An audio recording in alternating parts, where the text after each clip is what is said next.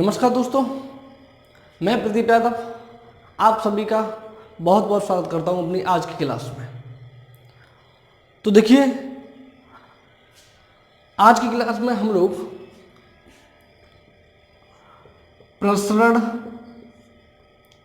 इसी को कहा जाता है प्रसार और इसी को कहा जाता है विचरण। देखिए, यानी पिछली वाली जो क्लास में था वो था विचलन, माध्य विचलन। ठीक है, ये क्या है? विचरण। ये तीन नाम हैं इसके।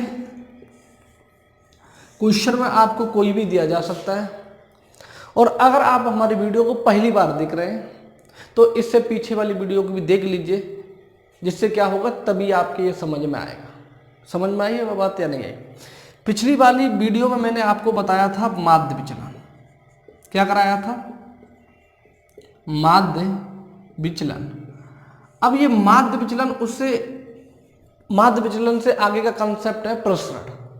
देखिए, माध्य विचलन में क्या होता था, आपको संख्याएं दी जाती थी, मैं माध्य निकालता था और उन संख्याओं में से माध्य को क्या कर देता था, माइनस कर देता था, और जो मेरे पास संख्याएं बचती थी यानी अंतर निकालने के बाद उस अंतर को ऐड करता और क्या कर देता, मैं n का भाग लगा देता था। वो क्या कहलाता मेरा था? माध्य विचलन कहलाता था। और आज की क्लास में मैं क्या करूंगा, सेम माध्य विचलन की तरह पहले उन दो संख्याओं का अंतर निकाल लूंगा। अंतर के बाद पहले मैं क्या करता था, डायरेक्ट जोड़ता था, और इसमें प्रसरण में क्या करेंगे हम लोग, उन संख्याओं को वर्ग करके जोड़ेंगे। क्या करेंगे? उन संख्याओं का वर्ग करेंगे, वर्ग करने के बाद जोड़ेंगे, और जोड़ने के बाद हम लोग n का क्या लगा देंगे, भाग लगा देंगे, तो हमारे पास क्या आ जाएगा, प्रसरण आ जाएगा। ठीक है ना, समझ गए? अच्छा, देखिए, अगर मैं इसके फॉर्मूले की बात करूं, किसके? इसके फॉर्मूले की बात करूं तो इसका फॉर्मूला जो रहेगा वो रहेगा प्रसरण बराबर सिग्मा, क्या? सिग्मा एक्स आई, ये आई है, ठीक है, एक्स आई माइनस एक्स बार का होल वर्ग। यानी जो सारी संख्याएं होंगी ना, उसका क्या करना है, मुझे वर्ग करना है और उसको फिर क्या करना है, जोड़ना है। ठीक है, बट्टे में क्या आ जाएगा आपका, n आ जाएगा। क्या आ जाएगा? n आ जाएगा। इसको हम ले सकते हैं फॉर्मूले के रूप में। किसको ले सकते हैं? इसको हम ले सकते हैं फॉर्मूले के रूप में। और आपको और अच्छी तरीके से समझाता हूं, तो चलिए पहले क्वेश्चन की तरफ, और देखिए हमारा पहला क्वेश्चन क्या करा।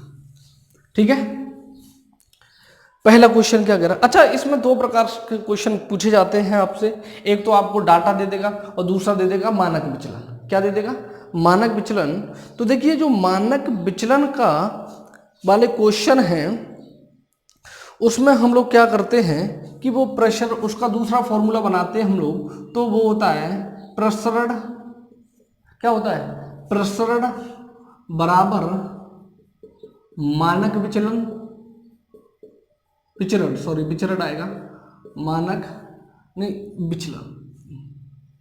विचलन होता है, मानक विचलन का होल स्क्वायर।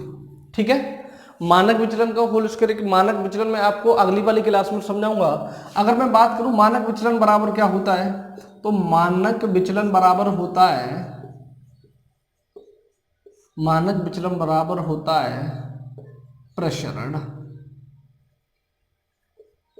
का रूट। ठीक है, प्रसरण का रूट, ये फॉर्मूला बन जाता है हमारा मानक विचलन का। मानक विचलन निकाल देता हूं हम लोग, प्रसरण का क्या निकाल देते हैं, रूट निकाल देते हैं। जब प्रसरण निकालेंगे तो मानक विचलन का क्या कर देंगे हम लोग, वर्ग कर देंगे। ये भी मैं आपको आगे बताऊंगा, जब इसके क्वेश्चन कराऊंगा तब आपको समझ में आएगा कैसे। तो देखिए, पहले क्वेश्चन की बात करते हैं हम लोग। तो पहला क्वेश्चन है आपका 10 10 9 10 10 11 10 11 9 का प्रसरण प्रसार विचरण क्या होगा। ठीक है, तो देखिए आपको डाटा दे रखा है, उसने 10 10 9 10, इसके बाद फिर 10 है आपका, और 10 के बाद है 11 10 11 9, 1 2 3 4 5 6 7 8 9। ठीक है ना, ये। अच्छा, इसको निकालना है आपको प्रसरण, प्रसार और विचरण। मैंने तीनों नाम एक ही क्वेश्चन में दे रखे हैं, जिससे क्या हो, आपको याद हो जाए कि ये तीनों नाम किसके हैं, आपके विचरण के हैं। ठीक है, देखिए सबसे पहले मुझे इसका क्या निकालना पड़ेगा, तो मुझे निकालना पड़ेगा इसका माध्य। क्या निकालना पड़ेगा, माध्य। जब मैं माध्य निकालूंगा, माध्य या मैं इसको x बार भी कह सकता हूं, तो माध्य क्या आएगा आपका 10 plus 10 plus 9 plus 10 plus 10 plus 11 plus 10 plus 11 plus 9 बट्टे में कितना 9, संख्या कितनी है 9 है, तो 9 आ जाएगा आपका। अब देखिए 1 2 3 4 5, ठीक है, और इन दोनों को मिला देंगे तो 20 ये बन गया और 20 ये बन गया, यानी टोटल कितना बच जाएगा 90, और 90 बट्टे में 9, तो ये निकल के आ जाएगा आपका x बार बराबर क्या आ जाएगा आपका 10। यानी जो माध्य है मेरा वो कितना आ गया 10 आ गया। कितना आ गया 10 आ गया। अब मैं इन संख्याओं से क्या निकालता हूँ, उसका अंतर निकालता हूं। तो देखिए 10 का 10 से मैंने अंतर लिया, कितना आ गया, ये इस वाले 10 से मैं माध्य घटा रहा हूँ सभी संख्याओं, इन वाली संख्याओं से मैं माध्य को घटाऊंगा। ठीक है, क्या आया 0 और 0 का वर्ग करूंगा। ठीक है, अगली वाली फिर 10 है, तो 10 में से 10 घटाया, क्या बचा 0, उसका मैंने वर्ग किया। फिर कितना है आपका 9 है। ठीक है, और 9 में से मैंने 10 को माइनस किया, तो कितना बचेगा मेरे पास -1 बचेगा। इसका मैं क्या करूंगा वर्ग करूंगा। इस वाले 10 में से फिर मैंने 10 कराया 0, 0 का वर्ग।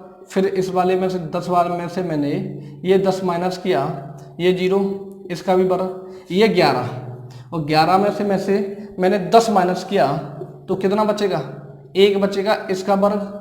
फिर इस वाले 10 से मैंने 10 माइनस किया तो 0 का वर्ग, और 11 से मैंने 10 माइनस किया तो 1 का वर्ग, और ये 9 कितना 9, और 9 से मैंने 10 माइनस किया तो ये बचेगा मेरे पास -1। देखिए जब हम लोग माध्य विचलन निकाल रहे थे तो उसमें इन संख्याओं जो अंतर आता था उसका क्या करते थे, योग करते थे। और प्रसरण में हम लोग क्या करेंगे, जो ये अंतर आएगा उनका वर्ग करके योग करेंगे। क्या करेंगे, उनका वर्ग करके योग करेंगे। तो देखिए 0 का वर्ग 0 प्लस 0, इसका -1 का वर्ग करेंगे हम लोग 1, इस वाले का 0, इसका 0, इस प्लस का 1, प्लस 1 का 1 आ जाएगा। ठीक है, इस वाले 0 का 0, और इसका 1, और इसका क्या आ जाएगा +1। ठीक है, बट्टे में कितनी संख्या है आपकी, तो संख्याएं हैं आपकी कितनी 9, और इसको मैं ऐड करता हूं तो 1 2 3 और 4, तो ये आ जाएगा आपका 4/9। ये क्या निकल के आ गया, ये निकल के आ गया आपका विचरण। क्या निकल के आ गया विचरण। तो आपका जो आंसर होगा वो हो जाएगा आपका ऑप्शन नंबर कौन सा वाला, डी वाला। कौन सा वाला हो जाएगा, ऑप्शन नंबर डी वाला हो जाएगा आपका आंसर। ठीक है, चलिए और अब बात करते हैं हम लोग अगले क्वेश्चन की अपने की। तो देखिए अगला क्वेश्चन क्या करा, आपकी स्क्रीन पे आ गया होगा अगला क्वेश्चन, और मैं उम्मीद करता हूं आपको समझ में आ गया होगा ये। ठीक है, देखिए अगला क्वेश्चन क्या कह रहा है। तो अगले क्वेश्चन में आप उसने डाटा दे रखा है कि 11 7 10 13 9 का प्रसार और विचरण क्या होगा। ठीक है, अब फिर मैं इसका क्या निकालूंगा, माध्य निकालूंगा, यानी माध्य x बार बराबर आपका आएगा 11 + 7 + 10 + 13 प्लस कितना 9। ठीक है ना, बट्टे में कितना रह जाएगा, आपकी कितनी संख्या है 5 संख्याएं हैं, तो 5 रह गया, और ये बन जाएगा आपका देखिए 13 और 7 कितना 20, 20 और 10 30, 30 और 20 कितना 50, तो ये बन गया 50/5, और यहाँ से कट गया तो ये आ गया 10। यानी जो आपका माध्य है वो कितना आ गया 10 आ गया। अब मैं बात करता हूं किसकी, प्रसरण की। तो प्रसरण के लिए मुझे क्या, देखिए अब मैं डायरेक्ट अंतर निकाल दूं आप लोग। 10 में से मैं 1 को, वो 11 में से मैं 10 को माइनस करूंगा तो क्या बचेगा 1, और 1 का वर्ग, प्लस मैंने 7 से 10 माइनस किया तो मेरे पास बचेगा -3, और इसका वर्ग किया और यहाँ 10 से 10 में माइनस करूँगा तो क्या बचेगा, 0, 0 का वर्ग किया प्लस ये 13 में से मैं 10 माइनस किया तो 3 बचा और इसका वर्ग किया, और यहाँ कितना 9, 9 में से मैंने 10 माइनस किया तो -1 का वर्ग, बट्टे में कितना n आपका कितना है 5 है, तो ये आ जाएगा आपका 5। अब देखिए 1 प्लस ये कितना बनेगा आपका 9 प्लस 0 प्लस 9 प्लस 1, ठीक है। बट्टे में कितना आ जाएगा आपका 5 आ जाएगा, कितना आ जाएगा 5, तो ये बन जाएगा आपका 20 और 20 बट्टे में कितना 5, कितना बन जाएगा 20, 20 बट्टे में 5 और मैं 5 से इसको काटता हूँ तो ये आ जाएगा मेरा 4, क्या आ जाएगा 4 आ जाएगा। तो ये हो जाएगा आपका प्रसरण बराबर कितना 4 और ये बन जाएगा हमारा आंसर, ठीक है। मैं उम्मीद करता हूं कि आप लोगों को ये समझ में आ गया होगा, ठीक है। तो ये तो 2 क्वेश्चन हो गए आपके इस वाली टाइप के। अब मैं बात करता हूं आपका जो मैंने दूसरा फॉर्मूला लिखवाया था मानक विचलन वाला, उसका देखिए। तो क्या कह रहा क्वेश्चन, वो कह रहा यदि एक जनसंख्या का मानक विचलन 6 है तो इसका प्रसरण क्या होगा। उसने मानक विचलन दे रखा है आपको, मानक विचलन दे रखा है आपको कितना 6 दे रखा है, तो मानक विचलन बराबर कितना दे रखा है 6 और आपसे पूछ रहा है प्रसरण, क्या पूछ रहा है प्रसरण। तो मैंने आपको फॉर्मूला बताया था कि जब मानक विचलन दे तो आपका प्रसरण निकालने का फॉर्मूला क्या होता है, तो वो होता है मानक विचलन का वर्ग, ठीक है। तो मैं यहां निकालूंगा तो ये आएगा प्रसरण बराबर कितना 6 और 6 का मैं वर्ग करता हूं तो कितना हो जाएगा 36 और ये बन जाएगा हमारा आंसर। यानी ऑप्शन नंबर कौन सा है आपका, पहला ही ऑप्शन है, ए बन जाएगा आपका आंसर, ठीक है। ए ऑप्शन हो गया आपका आंसर। चलिए आगे बात करते हैं हम लोग अगले क्वेश्चन की तरफ। ये तो सरल सा है, इसमें है क्या, बच्चों वाली बात है, केजी वाले बच्चों के क्वेश्चन है ये आपके। चलिए अब आप लोग कहेंगे कि सर हमें केजी में तो ये पढ़ा ही नहीं गए।